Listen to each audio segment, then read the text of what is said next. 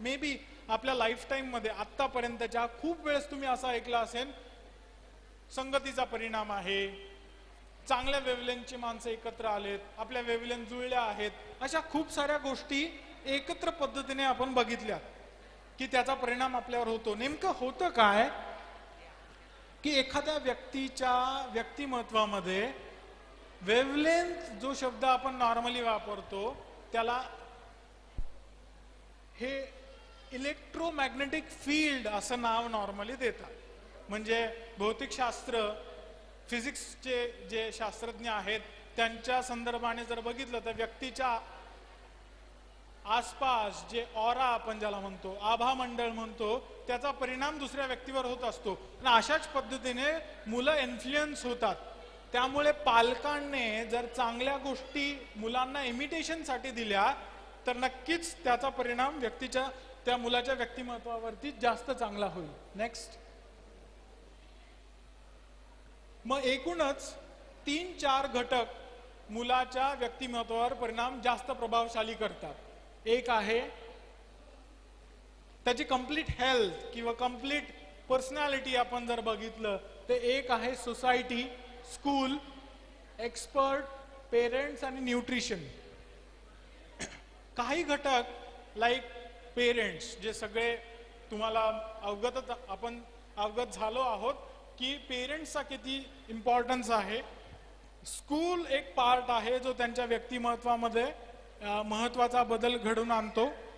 Society याच्याबद्दलही बऱ्याचदा पालकांचं अनुमान बरोबर ठरतो. पण 2 घटक आणखी आहेत. एक आहे न्यूट्रिशन, त्याचा आहार, जो बऱ्याचदा पाल्याच्या डेव्हलपमेंटमध्ये अडथळा निर्माण करतो. मुलगा आळशी आहे, मुलगा चांगल्या पद्धतीने अभ्यास करू शकत नाही, कॉन्सन्ट्रेशन वीक आहे, किंवा सारखी झोप लागतीये, चिडचिडपणा करतोय, नीट बोलत नाहीये, उद्धटपणे वागतोय. आणि ह्या सगळ्या मागचं जर कारण आपण तपासायला गेलो तर कळतं की स्कूलमध्ये प्रॉब्लेम नाहीये, आमच्या डेव्हलपमेंटच्या पद्धतीमध्ये प्रॉब्लेम नाहीये, मे बी सोसायटीमध्ये प्रॉब्लेम नाही. मग कुठेतरी आहारावरती हे येऊन थांबतं. आणि आहाराच्या गोष्टींमध्ये बदल झाल्यामुळे बऱ्याचदा मुलांना प्रॉब्लेम्स निर्माण होतात.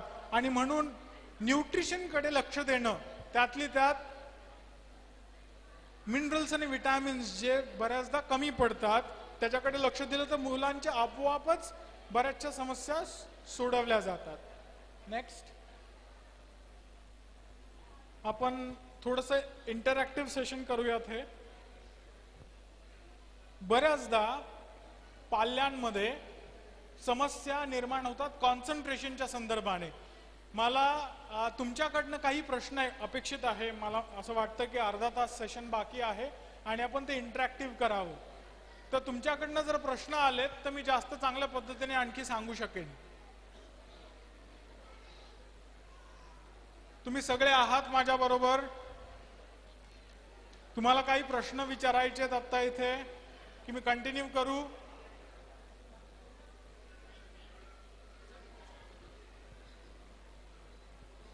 तुम्ही जर स्पेसिफिकली प्रश्न विचारलेत तर मला जास्त चांगल्या पद्धतीने उत्तर देता येईल आणि तुमचं समस्याचं निवारणही करता येईल. नाहीतर मग आपण पुढे जाऊया. आपकी तरफ से अगर कोई क्वेश्चन है तो आप सर को पूछ सकते हैं. मैं आ रहा हूँ आपकी तरफ. Yes ma'am. येस सर, आजची मुलं खूप हट्टी आहेत, हट्टी आणि जिद्दी. तर त्यासाठी काय करता येईल? म्हणजे पालकांनी जरी सांगितलं त्यांना की ही गोष्ट चांगली नाहीये तरी पण ती तेच करतात आणि त्याच्यासाठी खूप जिद्द करतात. तर त्यासाठी काय करता येईल? Very good. तुमचं नाव सांगताय फक्त? डॉक्टर सविता घंटे. डॉक्टर मॅडमने खूप चांगला प्रश्न विचारलाय आणि हा जवळपास सर्वांना पडणारा कॉमन प्रश्न आहे. मुलं खूप हट्टी आहेत. हट्टाचे प्रकार पण आहेत. मुलं हट्ट करतात, बोलून प्रदर्शन करतात, त्याच्यानंतर रडतात, त्याच्यानंतर टँट्रम्स करतात, जमिनीवर लोळतात आणि हट्ट करतात. असे वेगवेगळे प्रकार आहेत. याच्यामध्ये मुलं हट्टी आहेत याचा सगळ्यात महत्वाची त्याची गोष्ट आहे की त्यांना काहीतरी हवं असतं. हट्ट कशासाठी करतात? त्यांना काहीतरी हवं असतं आणि ते जर त्यांना नाही मिळालं तर ते रेजिस्ट करतात किंवा रिबेल करतात. मला तुम्ही हे देत नाहीये तर मी अकराळे स्थळपणा करून माझी गोष्ट मी मिळवेन. या गोष्टी हा सवयीने जडणघडण झालेला परिणाम आहे. कोणताही स्वभाव गुणधर्म किंवा कोणतंही वर्तन हे नेहमी सवयीचं परिणाम स्वरूप असतं. त्यामुळे जर एखादा मुलगा हट्टी असेल तर त्या वर्तनाचं जडणघडण बऱ्याच आधीच्या काळापासून सुरुवात झालेली असते आणि त्याचं परिणाम स्वरूप कोणतीही गोष्ट त्याला नाही मिळाली तर तो हट्टीपणाचं प्रदर्शन मे बी बोलून, रडून किंवा जमिनीवर लोळून करतो. अशा वेळेस ती सवय, आधीची सवय मोडणे आणि नवीन सवय जडून घेणे याच्याकडे लक्ष द्यायचं आहे. मग कसं? मुलगा हट्टी आहे आणि तो एखादी गोष्ट डिमांड करतोय तर आपण नॉर्मली काय म्हणतो? मिळणार नाही, देणार नाही किंवा माझ्या नंतर देईन किंवा may be what ever thing. आपण खूप मोठ्या वेगवेगळे प्रश्नांची उत्तरं देतो आणि थोड्या वेळाने त्याने ऐकलं नाही तर ती गोष्ट देऊन मोकळे होतो. ह्या गोष्टीने पुढच्या हट्ट प्रकरणाची आपण पायाभरणी करत असतो. म्हणजे आता जर तुम्ही गोष्ट दिली तर नेमकंच नंतरच्या वेळेला तो तसाच पद्धतीने त्याच्या गोष्टीची डिमांड करेल. अशा वेळेस नॉर्मली पालकांनी असर्टिव्ह, फर्म, स्थिर राहणं खूप गरजेचं आहे.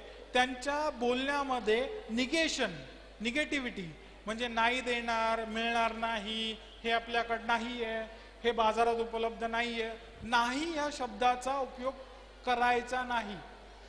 याच्या उलट होकारार्थी किंवा अफर्मेटिव्ह वाक्यांचा उपयोग करायचा.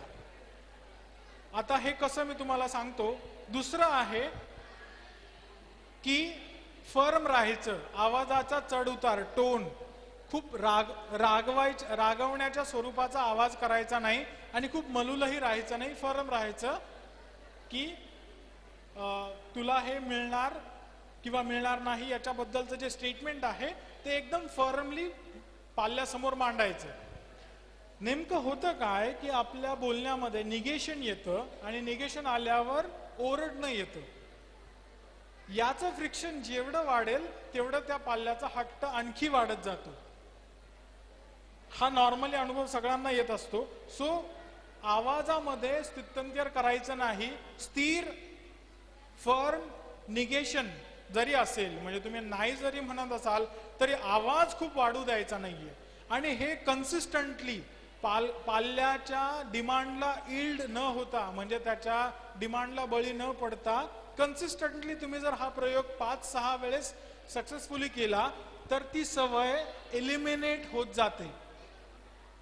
हट्टीपणाची सवय हळूहळू कमजोर, कमी, निर्बळ होत जाते आणि तुमच्या नवीन पद्धतीचा त्याला अंडरस्टँडिंग यायला सुरुवात होते की एकदा बोललं आणि आई बाबा नाही म्हटले तर शांत बसायचं आहे. अशा पद्धतीने नवीन सवयींचा रिइन्फोर्समेंट होते. This is a normal, very normal way of getting rid of obstinate behaviour, हट्टीपणा.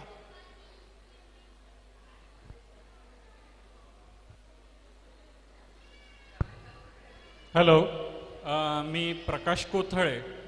माझा प्रश्न 5 ते 6 वर्षाच्या मुलाबद्दल आहे. सीबीएसईच्या सिलेबसमध्ये त्याला 500 पर्यंत फाडे आले पाहिजे असं नॉर्मली धरलं जातं. पण माझं असं म्हणणं आहे की त्याच्यावर ही जबरदस्ती का?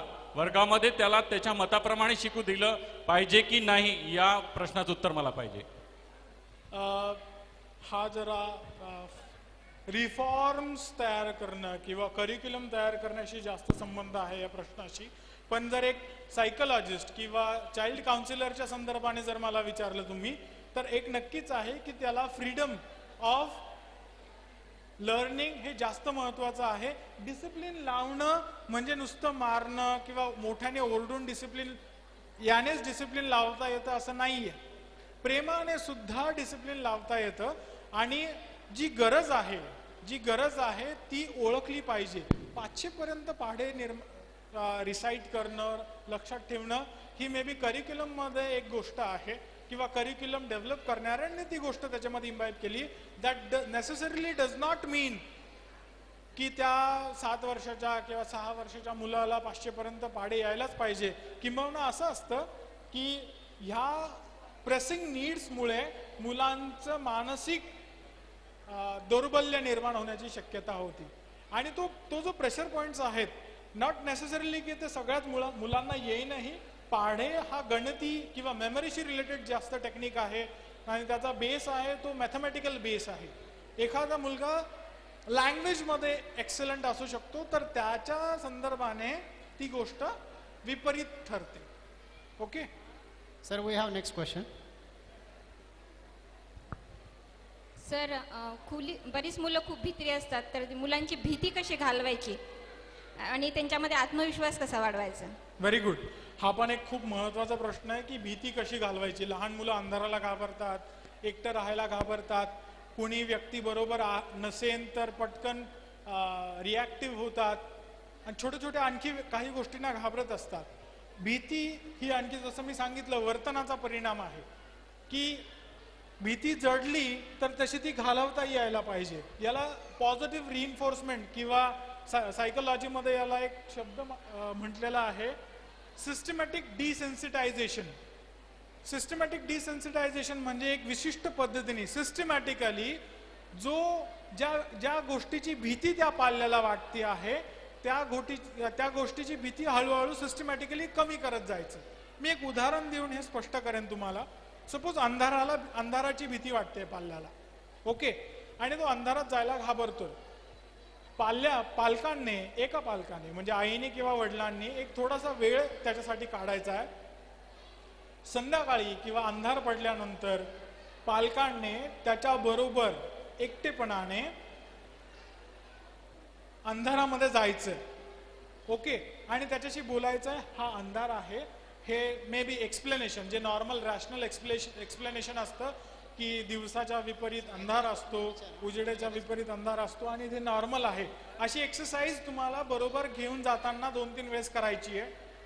त्यानंतर तुम्ही दूर थांबायचं आणि त्याला अंधारात एकटं पाठवायचं. मी आहे रिअश्युरन्स द्यायचा त्याला. अशी एक्सरसाइज एक 3 ते 4 वेळेस करायची म्हणजे तो अंधारात एकटं जाऊ शकेल. नंतर तुम्ही दुसऱ्या रूममध्ये थांबायचंय, त्याला दुसऱ्या रूममध्ये अंधारात पाठवायचं. ही एक्सरसाइज तुम्ही वारंवार एक 8 ते 10 वेळेस रिपीट केल्यानंतर एक लक्षात येईल की पाल्याची भीती ग्रॅज्युअली त्या रिइन्फोर्स म्हणजे आता अंधार हा जर एक व्हेरिएबल आहे ज्याला तो घाबरतोय तर ती ग्रॅज्युअली कमी व्हायला लागते. असंच प्रकार बाकीच्या गोष्टींची, जसं हाईटची भीती वाटते विद्यार्थ्यांना किंवा एखाद्या विषयाची भीती वाटते, एखाद्या सब्जेक्टची भीती, हे खूप अशी गोष्ट आहे की जी इमिडिएटली जाऊ शकते एक 8-10 सेशन्स मध्ये.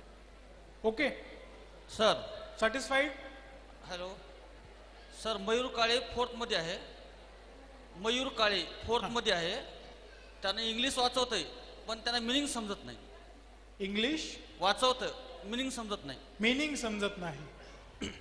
वाचणं आणि समजणं ह्या 2 भिन्न क्रिया आहेत. एखादी गोष्ट वाचता येणं आणि त्याचं मीनिंग समजणं. मीनिंग समजणं याचा अर्थ कॉम्प्रिहेन्शन.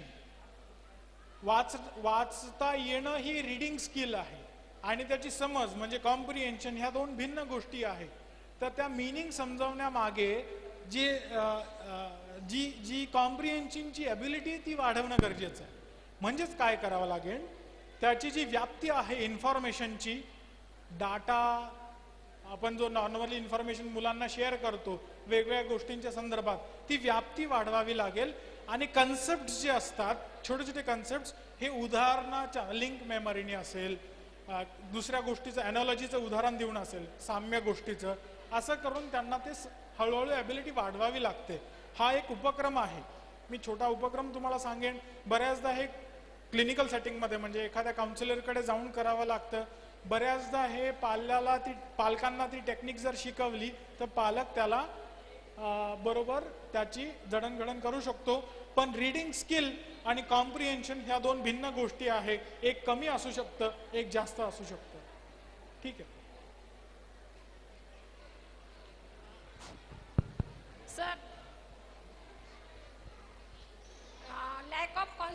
सर.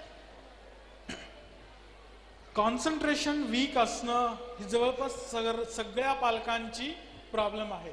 अंडरस्टँड, तुमचा पाल्य टेलिव्हिजन समोर 3 तास बसू शकतो की नाही, आणि त्यावेळेस तुम्ही त्याला काहीतरी खायला घेऊन जा किंवा आणखी काहीतरी काम सांगा, तर तो ऐकेन का? म्हणजे त्याच्या कॉन्सन्ट्रेशन ॲबिलिटी मध्ये प्रॉब्लेम आहे का? मग काय प्रॉब्लेम? त्याच्या कॉन्सन्ट्रेशन ॲबिलिटी मध्ये नाही आहे, प्रॉब्लेम त्याच्या इंटरेस्ट मध्ये आहे. प्रॉब्लेम नाही म्हणणार मी, एक चॅलेंज. त्याचा इंटरेस्ट भिन्न आहे. तुम्ही जे त्याला शिकवायचा किंवा द्यायचा प्रयत्न करताय त्याच्यामध्ये त्याचा इंटरेस्ट नाहीये. त्याचा इंटरेस्ट आहे त्याच्या आवडत्या गोष्टीमध्ये. तुम्हाला त्याचा इंटरेस्ट वाढवायचा, कॉन्सन्ट्रेशन त्याच्यामध्ये आहे. दुसरी एक समज आहे पालकांमध्ये की कॉन्सन्ट्रेशन वीक आहे. कॉन्सन्ट्रेशन वीक नसतं. कॉन्सन्ट्रेशन वीक असणाऱ्या पाल्यांची समस्या वेगळी असते. लक्षात आलं? नॉर्मली आपल्याकडे जे पाल्य सापडतात त्यांचं कॉन्सन्ट्रेशन वीक नसून त्यांचा इंटरेस्ट डेफिशियंट असतो. त्यांची जी रुची असते एखाद्या विषयामधली ती कमी असते. त्यामुळे आपल्याला समजतं की अरे तो तिथे लक्ष देत नाहीये. लक्ष देत नाहीये हे जास्त उपयुक्त आहे. कॉन्सन्ट्रेशन करत नाहीये, हालाकी त्याचा कॉन्सन्ट्रेशन ॲबिलिटी आहे. आणि दुसरी महत्वाची गोष्ट इथे जी समजते की कॉन्सन्ट्रेशन हा एक इफेक्ट आहे, ही प्रोसेस नाहीये. लक्षात आलंय? कॉन्सन्ट्रेशन हा कशाचा तरी इफेक्ट असतो आणि ती इफेक्ट, कॉन्सन्ट्रेशनचा इफेक्ट येणं म्हणजे काय की तो फोकस करतोय. ज्यावेळेस फोकसिंग जास्त वेळ होतं त्यावेळेस कॉन्सन्ट्रेशन आपोआप होतं. ते फोकस करणं म्हणजे ते डेव्हलपमेंट जी आहे ती करणं गरजेचं आहे. त्याची रुची वाढवली, त्याचा फोकस वाढवला की त्याचं कॉन्सन्ट्रेशन सुधारतं. रुची वाढवण्याचे बरेच प्रयोग आहेत, प्रक्रिया आहेत. तसंच फोकस वाढवण्याचे बरेच प्रयोग आहेत. तुम्हाला माहिती असेल, माहीत नाही, फ्लॅश कार्ड नावाची एक टेक्निक नॉर्मली केली जाते लहान मुलांमध्ये. त्याच्या अनुषंगाने मुलांचं कॉन्सन्ट्रेशन ॲबिलिटी वाढते. आणखी कोणी? हॅलो सर, आणखी पेरेंट्स मधून जर कोणाला प्रश्न विचारायचा असेल तर कृपया करून हात वर करा, जेणेकरून मी माईक तुमच्याकडे सुपूर्द करू शकेन. मी इथे आहे. Yes sir, he has a question to you. Study आणि एक्स्ट्रा करिक्युलर ऍक्टिव्हिटीज मध्ये बॅलन्स मुलांनी कसा ओळखाव, त्याला कशामध्ये आवड आहे, त्याला कसं बॅलन्स ओळखाव त्याचं अच्छा, स्वतःचं? एक 2-3 गोष्टी आपण इथे समजून घेऊयात की विद्यार्थी, जसं मी सांगितलं आधी की प्रत्येक विद्यार्थीमध्ये सगळ्याच ॲबिलिटी सापडतात असं नाहीये. पूर्वी एक म्हण असत की master of none jack of all, अशी एक म्हण प्रचलित आहे इंग्रजीमध्ये. Master of none jack of all, सगळ्या गोष्टी येत आहेत पण एकाही गोष्टीमध्ये मास्टरी नाहीये. सध्या आपल्याला असं हवंय की master of one and also jack of all, अशी गोष्ट किंवा अशी अपेक्षा पालक नेहमी एक्सपेक्ट करत असतात पाल्याकडनं. अशा वेळेस एक लक्षात येतं की पाल्याच्या ज्या एक्स्ट्रा करिक्युलर ऍक्टिव्हिटीज आहे त्या पण डेव्हलप व्हायला पाहिजे आणि अभ्यासातही तो हुशार असला पाहिजे. हे ॲव्हरेज पद्धतीमध्ये आपण हे मॉडेल एस्टॅब्लिश करू शकतो. पण बऱ्याचदा असं करत असताना एक्सेप्शनल ॲबिलिटी एखादीच आपल्याला दिसते की जी पुढे जाते. लक्षात आलंय? ती ओळखणं गरजेचं आहे. मग जर तुम्ही म्हणाल की खेळ महत्वाचे आहे आणि अभ्यास पण म्हणजे अभ्यास महत्वाचा आहे, खेळ जास्त महत्वाचा नाहीये, तर मी असं म्हणणार नाही. खेळ पण केले पाहिजे ज्यांनी ब्रेनची एक्झिक्युटिव्ह फंक्शन वाढते आणि अभ्यासासाठी त्याची मदत होतीये खेळांची. सो इफ यू अंडरस्टँड की वेगवेगळ्या एक्स्ट्रा करिक्युलर ऍक्टिव्हिटीज खूप आहेत, मग ते आयडेंटिफाय करणं की तो म्युझिकमध्ये योग्य आहे का, स्पोर्ट्समध्ये आहे का, काही ड्रॉइंगमध्ये आहे का, किंवा आणखी काही एखाद्या विशिष्ट खेळामध्ये त्याचं प्रावीण्य आहे का, हे आयडेंटिफाय करणं गरजेचं जास्त आहे.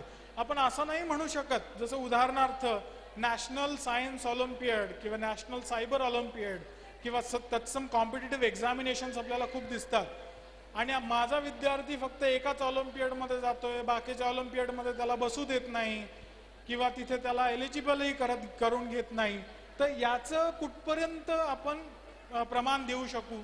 बऱ्याचदा एखादा विद्यार्थी सायबर ऑलिम्पियडमध्ये हुशार असू शकतो पण इंग्लिश ऑलिम्पियडमध्ये तो कमी येईल म्हणून त्याला तिथे एंट्री नाहीये किंवा मे बी स्कूल त्याला प्रोहिबिट करते. ही फॅक्ट समजून घेतली पाहिजे की आपला विद्यार्थी किंवा आपला पाल्य कोणत्या ॲबिलिटीमध्ये एक्सेप्शनल आहे. मी पुढे एक्सप्लेन करणार आहे तुम्हाला की ती ॲबिलिटी कशी ओळखायची. फाईन. मी अजून 1-2 प्रश्न घेईन आणि मी पुढे जाईन. नेक्स्ट. हॅलो सर, मुलांना सकाळपासून संध्याकाळच्या टाइममध्ये शाळेशिवाय घरी कोणत्या टाइमला त्याच्याकडून शिक्षण करून घ्या आणि किती तास त्याच्याकडून शिकवलं पाहिजे त्याला, त्याच्याबद्दल माहिती सांगा. मला प्रश्न ऐकू आला नाही, परत एकदा सांगता. मुलाला शाळेव्यतिरिक्त घरी किती तास शिक्षण घेतलं पाहिजे आणि कोणत्या टाइमला शिक्षण घेतलेलं चांगलं त्याच्या लक्षात येईल. विद्यार्थ्याला आयडियली आता HDS अशी एक डे बोर्डिंग स्कूल आहे जिथे पूर्णपणे विद्यार्थ्याचा जो उपक्रम आहे, शालेय उपक्रम असेल किंवा होमवर्क असेल किंवा तत्सम गोष्टी असेल ज्या शाळेमध्ये पूर्ण करून घेतल्या जातात, अशा वेळेस विद्यार्थ्याला घरच्या अभ्यासाची न्यूनतम गरज भासते. अगदी न्यूनतम.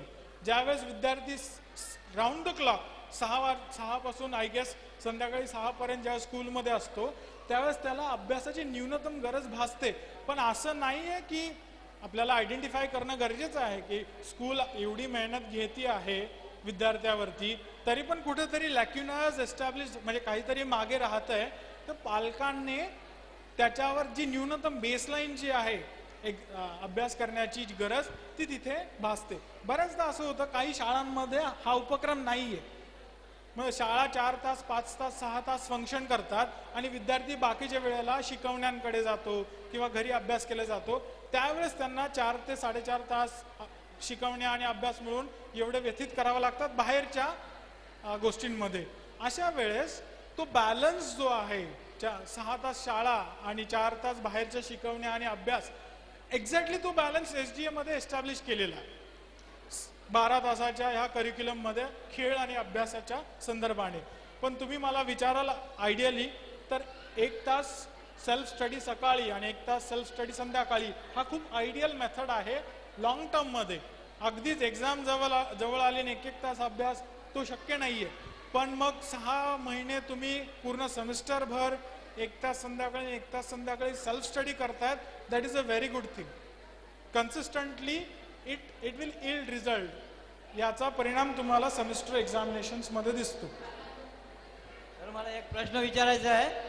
एखादा मुलगा समजा एखादा फार कमी प्रमाणात बोलते, आपण एखादा प्रश्न विचारलं त्याच्या मनात काहीतरी डिफरन्स म्हणजे माइंडमध्ये काहीतरी अडथळा निर्माण झाल्यासारखं त्याने संकुचित करते, त्यासाठी आपण फ्रेश माईक व्यवस्थित पकडा. हा बोला. एखादा मुलगा त्यानं फार कमी प्रमाणात बोलतो, आपण जर प्रश्न विचारले तर थोडं अडथळा आल्यासारखं त्यांना बोलतो.